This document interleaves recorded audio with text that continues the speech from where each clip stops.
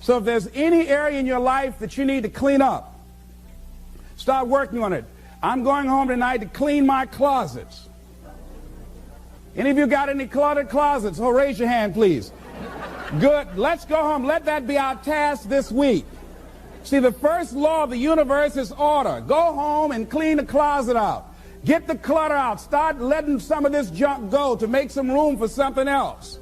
Do that with people. There's some people who's cluttering up your life. They serve no purpose whatsoever. They're just holding and occupying the space that somebody useful, positive, nurturing, and contributing could be holding that space. You don't even have time to look to see what else is out there because you all have all of these people surrounding you that's not enabling you to grow. So look at what is it I need to get out of my life. Just start cleaning this stuff out. Getting the drawers together, your dresser drawer, just getting stuff together. Just get them together. Maybe your car. I got to clean my car too. Got a lot of stuff in there. I live in my car. You know, can't put anything in my trunk. I got all kind of little things back there. 2 of my children back there in the trunk, you know. Everything, stuff everywhere. So I say, hey, let me just get this together. See, whatever you have in your environment is a reflection of your consciousness. So you got all that chaos there. That represents some disorganized, cluttered section of your mind. So let's get all that out of there, all right? Work to get that out, clean that up. Anybody that you feel very strongly about, have some negative feelings about, let's look at some good reasons to forgive them. Number one, you must try and see what has happened or see things from that other person's point of view. Let's look at it from their point of view. That's one area. That's number one. Then number two, holding a grudge hurts you. It doesn't hurt them. So just for good health and peace of mind, let it go. Any feeling of resentment or anger or hatred is called to me the load of bitterness within. Every thought that we entertain produces a chemical in our brain that impacts the body's immune system. And besides, this person you're hating, they probably are not even aware of it. They're someplace having a good time. Don't even know you're really hating them. You've turned up the steam. Gone from dislike to hate, intense hate. And here you are killing yourself, making yourself vulnerable to various types of illnesses, putting yourself in bad health. And I say that person is not worth your sacrificing your health or 1 minute of peace of mind. 1 minute of anger robs you of 60 seconds of happiness. So decide it doesn't matter. Let it go and experience the dignity and the magnanimous sense of character of being big enough to move on and get on with your life. Letting it go so you can grow. Next step. Lack of self-acceptance. How does it show up? How does it manifest itself? See, all of us have greatness within us. But when you don't come to grips with your greatness and you don't work to develop it, if you're not seeking it out, if you're not finding where it is, if you're not trying to locate it, if you're not experimenting with your life to try and find out what fits for you, I'm saying that you're positioning yourself to be a miserable person, an unfulfilled person. How else do we do it? Procrastination. We just put things off over and over and over again. Why? Because we haven't accepted it. We don't feel deserving. We don't feel that we're good enough. So we sabotage ourselves by not ever taking care of business. We get real busy doing a lot of things where we don't have any time. Well, I'll never forget Og Mandino in the book called University of Success. He said many of us never ever discover our greatness because we become sidetracked by secondary activity.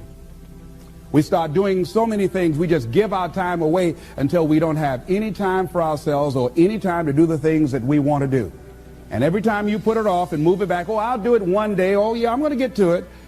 I'm saying to you that one day you look around and there goes a year, there goes 2 years, there goes 3 years. So if there's something you want to do it now. Do it right now. Don't put it off. Start right now where you are. There will never be a perfect, ideal time. Whatever you have going for you right now, that's enough. Work on that idea. Work on it, work on it, work on it. Another way in which it shows up, and that is that because of the relationships we form, people we have around us, thinking about two guys. Larry Littles, he went to Bethune-Cookman College, he was a football player at Booker T. Washington High School, where I graduated from. Larry ended up playing for the Miami Dolphins, became an all-star offensive guard. Great guy. Larry really wasn't the most talented guy in that position at Booker T. Washington High School. There was a guy named Willie Covington that was far more talented. He was stronger physically. He was faster.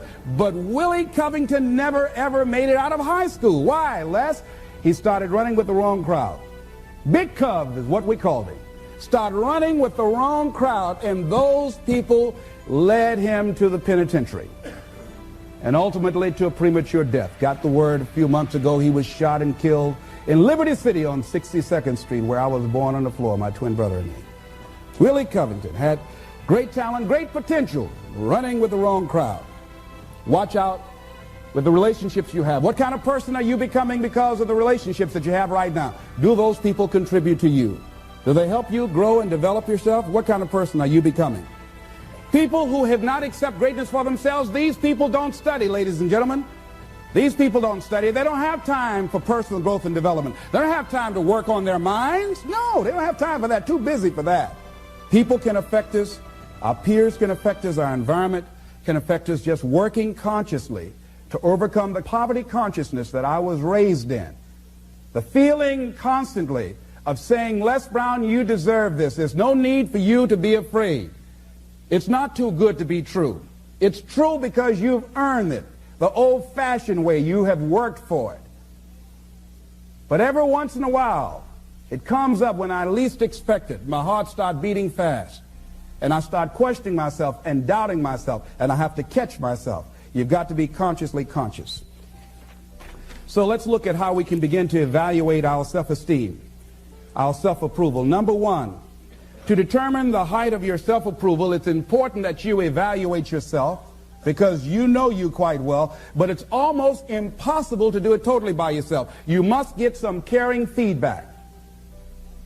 Find somebody close enough to you that has observed you or been around you that you value their opinion, and ask them, how do they see you? How do they rate you in terms of your self-esteem?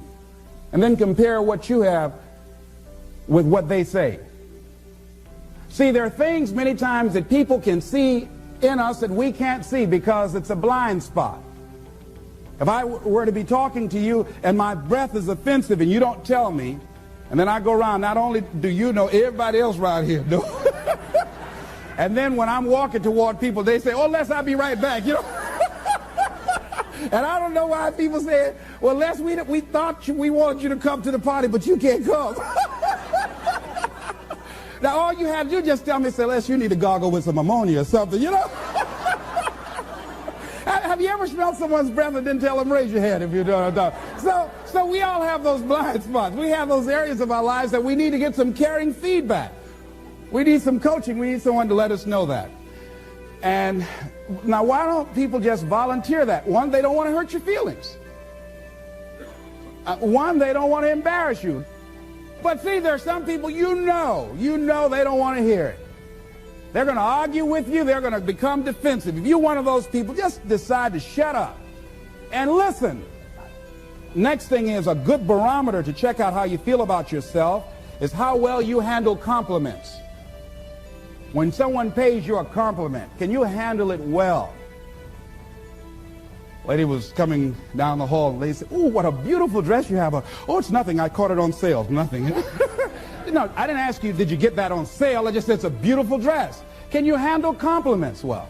That's a good barometer about your self-esteem. Can you handle criticism well? Can you give criticism? Next thing is, what are your expectations? What do you expect to get from life? What do you expect to get from your business? What do you expect to get from your relationships? What is your ideal day? What is it that you expect from this experience, this trip, this journey that you're involved in? People that have a strong sense of self-approval, they have high expectations for themselves and from life and from others. See, a lot of people don't expect much from life. So they don't shoot for much. They're not preparing for much. A lot of people are just showing up in life. A lot of people just get up in the morning And they go through the day, they go to the job just to pull a check down, watching the clock coming in. So you want to be a different kind of person as you forward your life. You want to get something out of this. If you're going to do it, it's worth your time, your energy. You've got some expectations from this. I do not let people waste my time. Someone want to meet with me, excuse me, what is this dealing with? I want to get to the bottom line. Because if it does not measure up to my expectations, I'm not going to invest my time. I don't have the luxury to waste time. I'm expecting some great things from life. And so I have to spend some time working on myself and developing myself.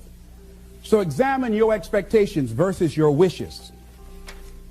Some people wish they could do better, but some people expect to do better. Where are you on that?